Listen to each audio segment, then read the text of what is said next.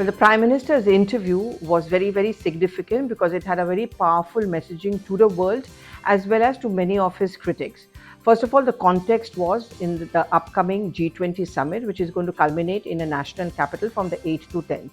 And it's in the context of that he actually gave a very strong message to the world that India cannot be seen anymore as a third world country, nor can it be seen as an underdeveloped or developing country. In fact, he went on to say that the GDP growth has been phenomenal, the earnings has been phenomenal, and basically there has been a growth in most of the key infrastructural as well as economic sectors. Through G20, he pointed out that the basic slogan of the G20 is Vasudhaiv Kutumbakam, the world is our friend, we are Vishwamitra, and the world is one family. He said that Sabka Saath, Sabka Vikas is something which can be used not just in India, but also India's messaging to the world, to the globe, that everyone needs to be looked at with the same eye. In that sense, he spoke out against communalism, casteism, which I think was a very powerful message. Now, the important point he touched upon is on the freebies. He raised concern over illegal fiscal transactions, cryptocurrency for that matter, which we know is all a reality which India understands, which is why we are working on that legislation. But it can also have its very deadly pitfalls. He talked about illegal fiscal transactions which are misused. For example, in acts of terror, we have done multiple reports on the fact that China, Pakistan, that money trail can be reached up to them.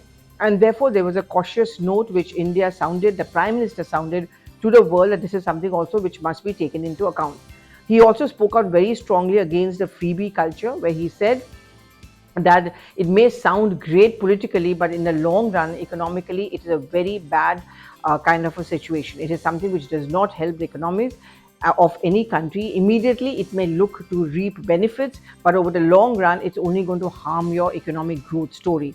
This is, of course, as we know, in the context of several state governments like Karnataka, Himachal Pradesh, announcing these kind of freebies, and with upcoming state elections, this is the Prime Minister's very powerful messaging there as well. There's a strong word to those who raise question mark, for example, objections from China and Pakistan to holding G20 summits in Arunachal Pradesh, in Kashmir. And he pointed out that, this is something which is the norm, which is absolutely correct, because this is an integral part of India. They have as much of right over our economics, our story, as much as any other state has. And this is our way of showing to the world that things are developing in these states where it has seen trouble in the recent past, particularly Kashmir. And this is a part of normalization of the states. So I think it's a very strong statement which came in from the Prime Minister ahead of the G20 summit, where clearly it is being held in challenging times.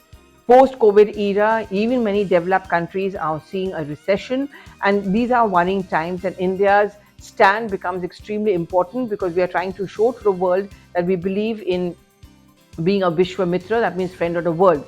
Tough times like earthquakes in Turkey, evacuation during Ukraine, and also, for example, during the COVID times, vaccination is something which we provided to many other countries as well, like in Kenya and Maldives. And therefore, India believes that in these trying times, it's very important that the entire world needs to come together.